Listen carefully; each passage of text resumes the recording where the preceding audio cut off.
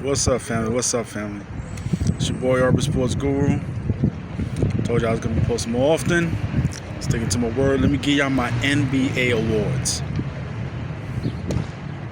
My NBA awards.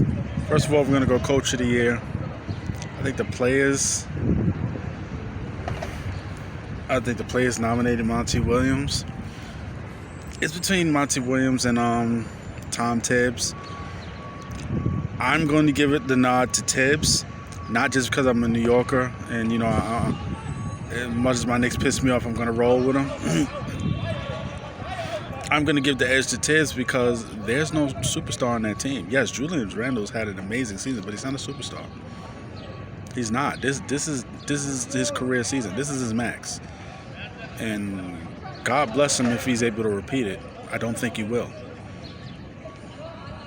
That's why it's called a career season. You know what I'm saying? We knew instantly. Second CP3 came to Phoenix. Phoenix was going to be different. We knew that instantly.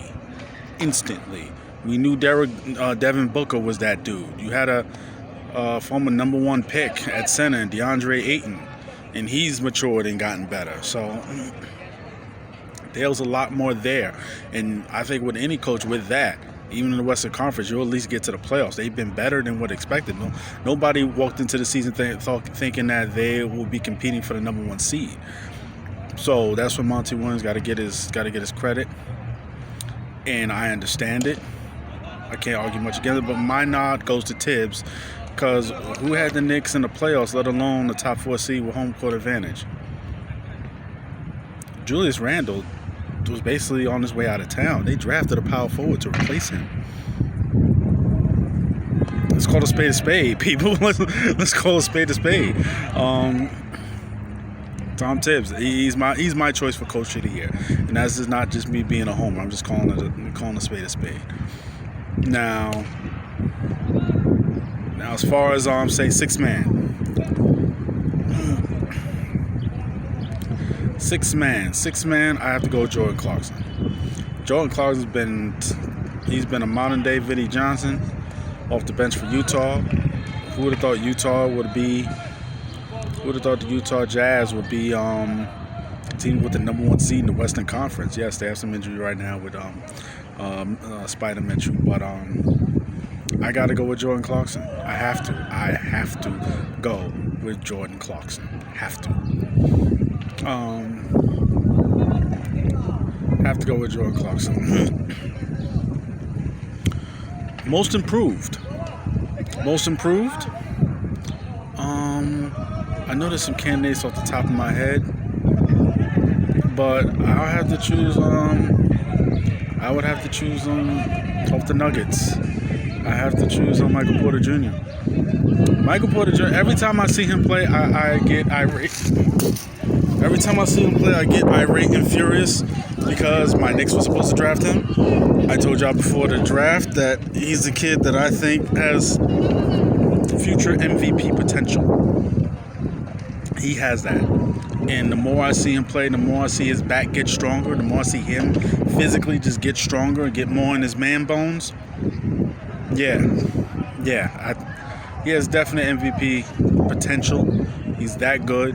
And he is my choice for most improved player. He is my choice for most improved. MVP, we have the top candidates: Steph Curry, Joel Embiid, and the Joker. Now you have two of my top 2 favorite players in the NBA: Steph Curry and Joel Embiid. And they've had ridiculously awesome seasons this year. Extremely fun to watch, both of them. It looks like it's going to go to Jokic, the Joker, because he's the only one that hasn't had injury issues. But when I watch the game and I see who's had the biggest impact on the game, and not just with his own numbers, but his biggest impact on winning, most importantly, I have to go Joel Embiid. Joel Embiid dominates. both sides, both ends. Dominates with a capital D. Domination. Complete domination.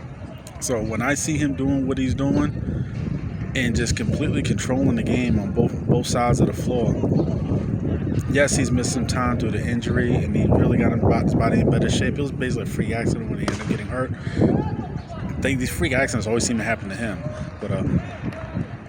but he's just such a large dude, man. He's abnormally huge. But he's having his career season. He's my vote for MVP. I mean, Steph has just been so lights out, and him being as good as he's been is the only reason why Golden State was even had a chance to sniff the playoffs. I mean, I think they're gonna have to do something in the offseason, because I don't think just bringing Klay back alone with that roster and Steph, even Steph playing at that level, just him bringing Klay back, and yes, you drafted the center Wiseman, his growth a little bit. I do think they're a piece away, even with a healthy Klay Thompson. And a healthy Klay Thompson is a lot to ask, even by the end of the season, for him to look like himself, considering the fact he's coming off an ACL and an Achilles back-to-back. Yes, his game is not predicated on athleticism, but still, that is a lot to fucking ask. It's a whole lot to ask. So, especially with the fact that he may never be the same defensively. Let's not forget how good the Warriors were defensively when they had their run. So I would have to go, like I said, for MVP, I would have to go Joel Embiid. Can't argue Steph got it. I understand Joker may get it because he's the only one who was injured, but if I had a vote, I'm giving it to Embiid. He's dominated more than anyone else I've seen this year, Joel Embiid. Lastly, maybe I said the MVP last, but Defensive Player of the Year. For me, this is easy. Last year, it went to Giannis. And at first, I was kind of with that, but the more I thought about it, it should have went to Anthony Davis. That was last year, the more I thought about it. This year, I think without question, there's arguments for Ben Simmons. There's arguments for Ben Simmons and Draymond. But without question, I think it has to go to Rudy Gobert. It has to go to Rudy Gobert, how good that team is defensively, him being the anchor behind all of that, him being erasing everything that comes his way. It has to go to Rudy Gobert. He's going to win it again. Those are my picks for the NBA awards. See me in the comments. Hit the like, hit the subscribe. Your boy Urban Sports Guru. I'm out. Salute.